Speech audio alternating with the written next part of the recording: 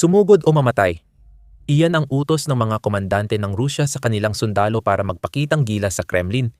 Kahit bumabagsak na ang hukbo ng bansa, natalo si Putin sa digmaan na siya ang nagsimula dahil may sumisira sa militar ng Rusya. At ito pa, ang Rusya mismo ang nagbuwis ng halos 1,000,000 at 300,000 sundalo at patuloy pa silang nadaragdagan. Desperado na si Putin. Hindi naging epektibo ang pagsasakripisyo, kaya ngayon ay ginagawa niya ang bagay na magpapahina sa bansa para lang ituloy ang digmaang talo na. Malakas ang pressure sa militar ng Rusya. Makikita ito sa mga salita ni isang komandante ng Rusya ang nagsabi sa isang tawag na na-intercept at inilathala ng intelihensiya ng militar ng Ukraine, HUR, noong Pebrero 15. Anong ibig mong sabihin? May dagdag pa dyan. Anong ginagawa nyo? Nababaliw na ba kayo? Sigaw ng komandante ng Rusya. Pagtanggi, umabante kayo, putong ina, sige na. May dalawang interesanteng bagay dito. Una, ang salitang pagtanggi. Malinaw na sa puntong ito na parami ang mga sundalo ng Rusya na tumatangging sumugod ng dire-diretso sa mga kill zone ng Ukraine na alam nilang sisira sa kanila. At malalaman mo kung bakit sila takot na takot sa mga zone na iyon sa loob lamang ng ilang minuto. Pero ang pangalawang bagay ay mas may ibinubunyag. Malinaw na hindi nakikinig ang commander na ito sa sinasabi ng mga sundalo sa kanya. Walang kahit anong pagtatangkang mag-adjust, walang taktikal na pag-atras. Kung gagawin iyon, mabibigyan ng pagkakataon ang Russian assault team na mag-adapt sa kanilang nakikita at baka makapagsimula ng panibagong atake na magpapataas ng tsansa nilang mabuhay. Gusto lang ng Russia na sumugod palagi, na parang wala silang ibang plano kundi ipadala ang mga sundalo sa patayan. Ang desperasyon sa dami ng namatay ang naging dahilan ng pagkatalo nila sa digmaan. Umaabot ang desperasyon sa mga commander na natatakot at kailangang agad mag-ulat sa nakakataas. F. Kailangan kong isumite ang putong inang ulat. Sigaw ng commander sa na-intercept na tawag. Hindi iyon pamumuno, kundi paggamit sa tao para sa papeles. Para sa commander, hindi mahalaga ilang sundalo ang ipasok sa delikadong lugar, basta umusad lang sila ng ilang talampakan para makapag-ulat siya sa mga nakatataas na maganda ang nagawa nila. Nanatalo ulit ang Russia at naubos ang mga tao sa pagsalakay. Ayon sa HUR sa Telegram, ang pag-intercept sa tawag na ito ay patunay ng mababang morale at psikolohikal na kalagayan ng mga unit ng Russia. Ayaw talagang lumaban ng mga sundalo ni Putin. Pinipilit lang silang sumalakay ng mga komander na mas iniisip ang papuri at ulat kaysa sa kapakanan ng kanilang mga sundalo. Nagresulta ito sa Russian military na maraming sundalo ang walang motibasyon at mababa ang morale dahil di nila alam ang ipinaglalaban nila. Ang mga tumatanggi ay hindi pinapansin o minamaliit. Mga putong inang ayaw sumunod. Mga unggoy. Sigaw ng commander sa tropa bago ibigay ang utos. Ngayon, sasama na kayo sa kanila at sasalakay. Sa madaling salita, pumunta kayo at mamatay. Para masabi ko kay Putin na nakakuha kami ng ilang talampakan hanggang sa lugar kung saan pinasabog kayo ng drone. Ito ang realidad ng digmaang sinimulan ni Putin na nagpapakita kung bakit matagal nang nawala sa Russia ang estratehiya. Tulad ng maraming politiko na sumalungat kay Putin noon, ang natitira na lang sa Russia ay ang kanilang mga meat assault. Ang barbarikong estratehiya ng pagtapon ng mga sundalo bilang pambala sa mga lugar ng kamatayan. Umaasa na ang susunod na grupo ang pipilit sa Ukraine na maubos ang natitirang bala o drone nila. Makikita natin ang estratehiyang ito sa trahedya ng Russia sa Pokrovsk, isang lungsod na dapat bumagsak na sa summer offensive ng Russia ngayong 2025, ngunit hawak pa rin ng Ukraine ang bahagi nito. Ibig sabihin, lagpas 6 na buwan na ang labanan na akala ni Putin ay di mangyayari. Ayon kay Colonel Volodymyr Polavy, pinuno ng komunikasyon ng ika-7 Rapid Response Corps ng Air Assault Forces ng Ukraine, noong Pebrero 7, malaki ang naging kapalit para sa Russia sa kanilang mga meat assault sa Pokrovsk. Sa Pokrovsk Axis, halos 6,000 sundalo bawat buwan ang nawawala sa kalaban. Napakalaki ng mga numerong ito. Katumbas ito ng 2 brigada na kumpleto ang lakas. Pabor sa atin ang rasyo ng mga nalulugi.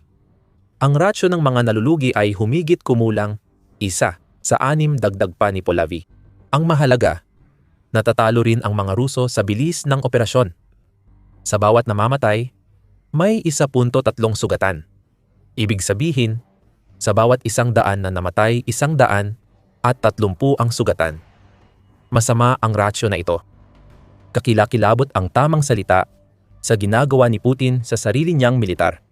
Tulad ng nabanggit sa video, may sumisira sa hukbo ng Russia at hindi lang ito Ukraine. Ayon kay Something, mahusay niya itong nagagamit. Presyo nito. Ang utos ng Kremlin na sumugod ang hukbo kahit anong kapalit ang naging sanhi ng pagkasawi ng mahigit 1 milyong sundalong Ruso. Dahil sa presyong iyon, napilitan si Putin gumawa ng hakbang na nagresulta sa pagkatalo ng Rusya sa digmaan. Tatalakayin pa natin ng mas malalim ang huling puntong iyan sa dulo ng video.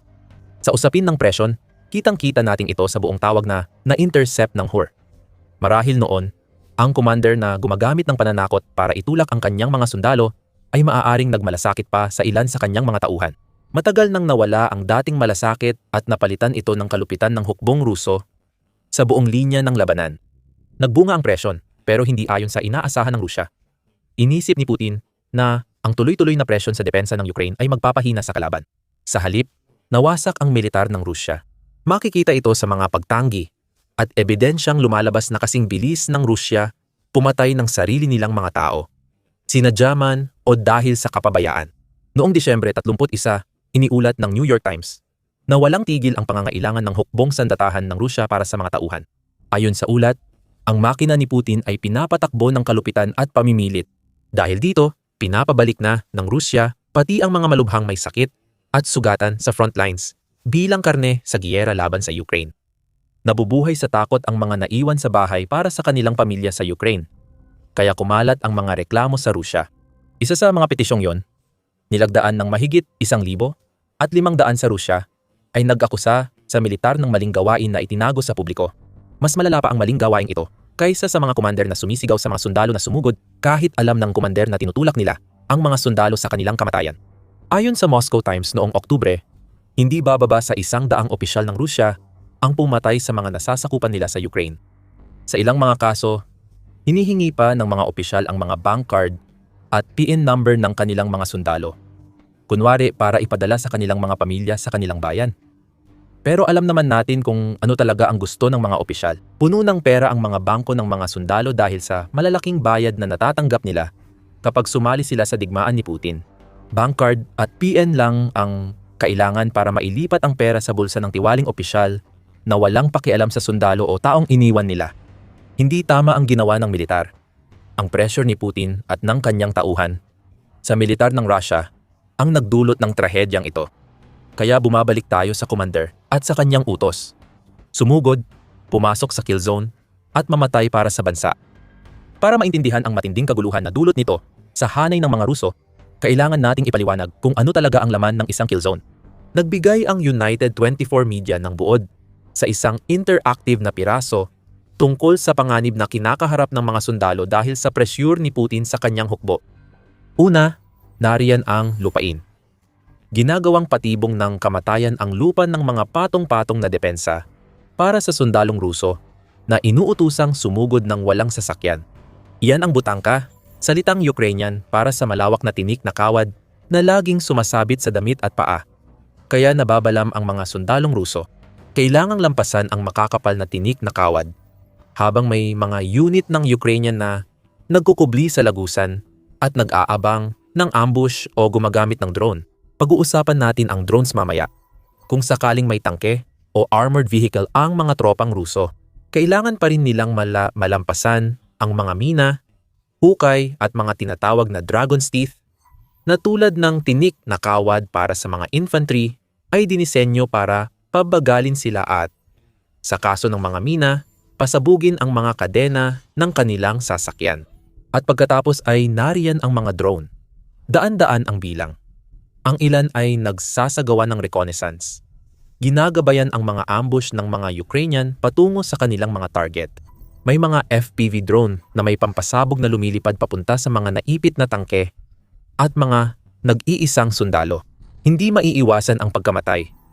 Ginagamit ng Ukraine ang kill zone para itaboy ang mga sundalong Ruso sa ambush ng drone at artilleriya. Para sa karamihan ng pumapasok sa disyertong ito ng pagdurusa, wala nang takas.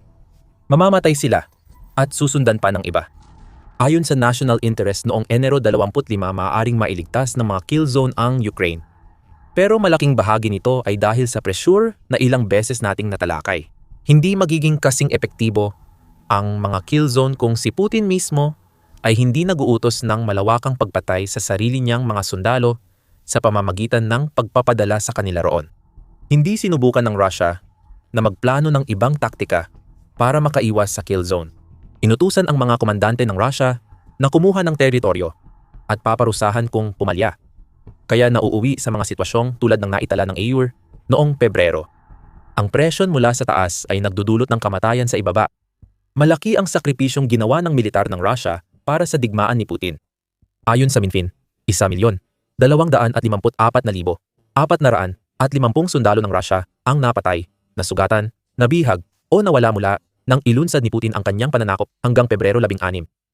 Ayon kay Mark Rutte, kalihim general ng NATO, kasalukuyang nawawalan ng halos 1,000 sundalo kada araw ang Russia. Sa ganong bilis, aabutin pa ng 45 o 46 na araw bago maabot ng Russia ang 1.3 milyong sundalong isinakripisyo sa natalong digmaan. Desperado na si Putin na panatilihing gumagana ang meat grinder, kaya't desperado siya na ngayon ay gumagawa na siya ng isang bagay na hindi lang sisira sa kanyang militar, kundi magpapabagsak din sa mismong Russia. Malapit na naming ibunyag ito. Pero bago iyon, marami pang katulad nito. Kung nakikinabang kayo mula sa The Military Show, siguraduhin mag-subscribe ka para hindi ka makaligta ng kahit isang video. Ano ang ginagawa ni Putin na gagawing kalamidad ang isang natalong digmaan na maaaring hindi na makabangon ng Russia? 3 salita. Lihim na malawakang mobilisasyon. Sa ulat ng Telegraph noong Pebrero, 13 sinabi ng UK military expert na si Amish de Bretton-Gordon na nauubusan na ng voluntaryo ang Russia para sa bigong layunin ni Putin. Hindi na epektibo ang pagre-recruit ng bilanggo. Ayon sa Kiev Independent, 180,000 bilanggo na ang na-recruit ng Russia para sa digmaan pagdating ng Enero 2025 at paubos na ang laman ng mga selda. Nagre-recruit ang Russia ng pinakamaraming sundalong kaya nila mula sa mga ikatlong bansa. Kahit mas kaunti ang mapagkukunan kaysa gusto ni Putin, hindi pa rin ito sapat para bigyan ang Russia ng dami ng voluntaryong sundalong kailangan nila. Ayon kay de Bretton-Gordon, umaabot sa 35,000 kaswalti kada buwan. Kaya mobilisasyon ang tugon ni Putin sa krisis na dulot ng presyur na ito. Walang malaking anunsyo o makabayang panawagan para mag-armas kahit 4 na taon na ang digmaan na alam ng Kremlin na umubos na sa lakas para sa mga taga-Rusya. Ayon kay de Bretton-Gordon at sa mga mapagkakatiwalaang kontak ko sa intelihensya, palihim ang mobilisasyon. Aniya, tila palihim nang nagsisimula si Putin ng mobilisasyon. Pinalitan ng tuloy-tuloy na draft system ang dating 2 beses taon-taong conscription cycles na may 130,000 kada batch para maitago ang aktwal na bilang ng mga lalaking tinatawag maglingkod. Sabi ni de Bretton-Gordon, mas malaki ang palihim na mobilisasyon kaysa sa bahagyang mobilisasyong iniutos ni Putin noong 2022.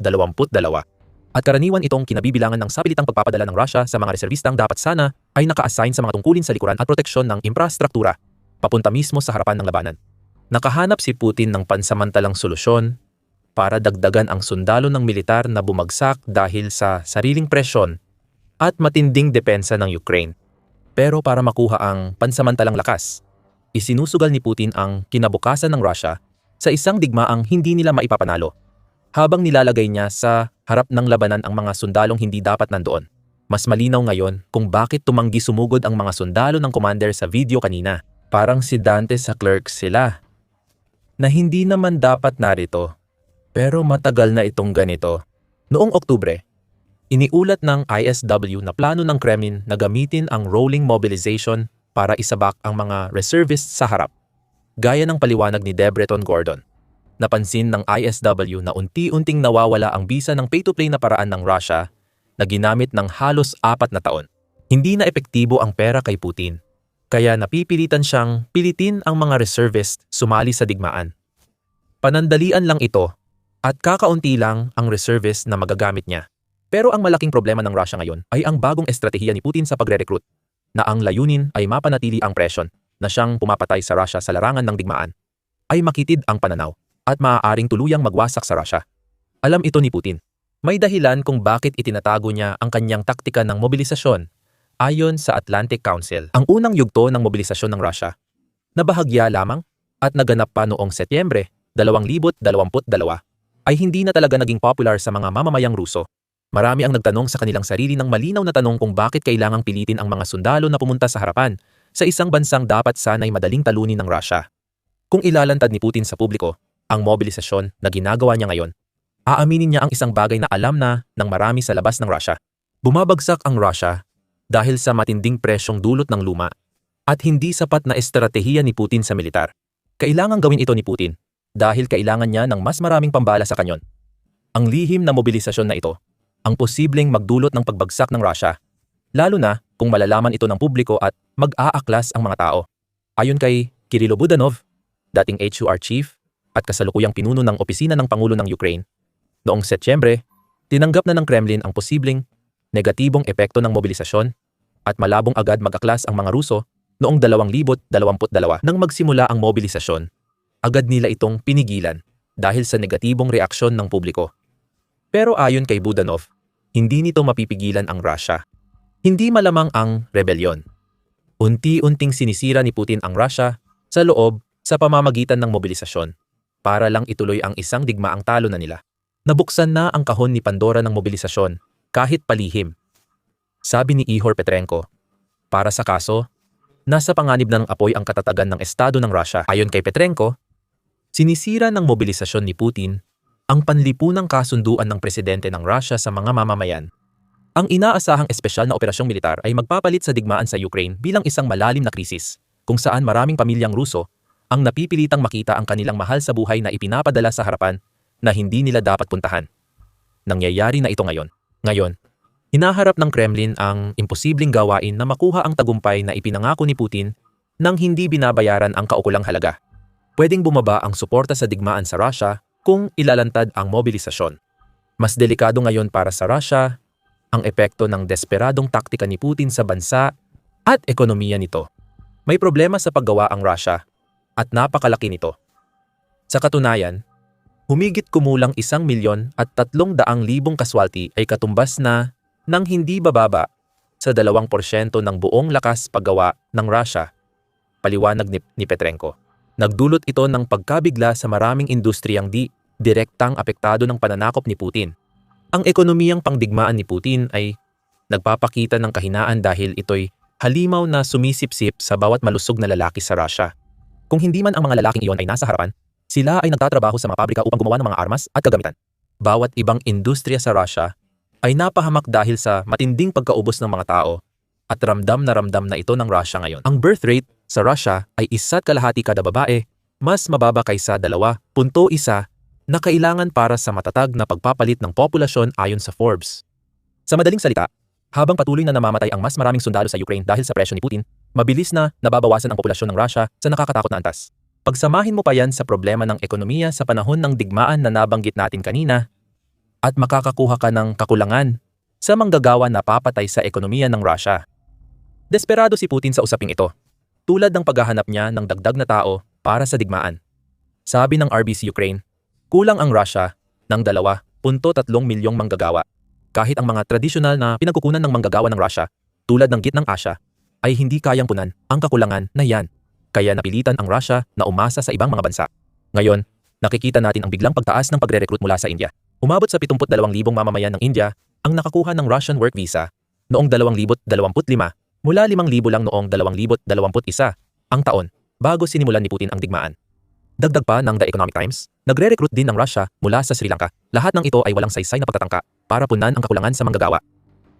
Lumalala ang krisis sa populasyon sa Russia habang dumarami ang migranteng manggagawa.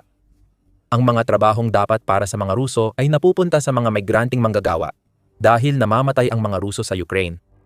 Sabihin nating matapos ang mga taon o dekada ng giyera sa Ukraine, sa kung paano man, nanalo ang Russia. Milyon-milyong lalaki ang mamamatay. Lalala ang birth rate crisis. Ang mga mabubuhay ay babalik sa Russia na mas nakadepende sa dayuhang manggagawa kaysa dati. Unti-unting nawawala ang pagkakakilanlan ng Russia habang namamatay ang mga lalaki nito sa Ukraine at lalo pang tumitindi ang presyon. Gumuho na ang paluging digmaan ni Putin at ang natira ay ang walang katapusang kaguluhan kung saan niya inilubog ang buong bansa. Sinubukan ni Putin na gumawa ng isang tunay na kabaliwan nang salakay niya ang Ukraine. Ang nagawa lang ni Putin ay ipakita ang kahinaan ng Russia dahil sa ekonomikong problema, kagustuhan sa paghihiwalay, at nabawasang impluensya sa geopolitika. Tuluyang nasira ang Russia. Panoorin ang aming video para sa iba pang detalye. Kung nagustuhan mo, mag-subscribe sa The Military Show para sa mas marami pang video tungkol sa pagbagsak ng Russia. Salamat sa panonood.